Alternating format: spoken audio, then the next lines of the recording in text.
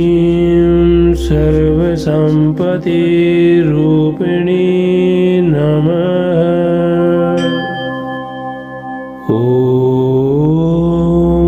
ह्रीं श्रीं सर्वसम्पत्तिरूपिणी नमः। ॐ ह्रीं श्रीं सर्वसम्पत्तिरूपिणी नमः। ॐ ह्रीं श्रीं सर्वसम्पत्तिरूपिणी नमः। ॐ ह्रीं श्रीं सर्वसम्पत्तिरूपिणी नमः। ॐ ह्रीं श्रीं सर्वसम्पत्तिरूपिणी नमः। ॐ ह्रीं श्रीं सर्वसम्पत्तिरूपिणी नमः। ॐ ह्रीं श्रीं सर्वसम्पत्तिरूपिणी नमः। ॐ ह्रीं श्रीं सर्वसम्पत्तिरूपिणी नमः। ॐ ह्रीं श्रीं सर्वसम्पत्तिरूपिणी नमः। ॐ ह्रीं श्रीं सर्वसम्पत्तिरूपिणी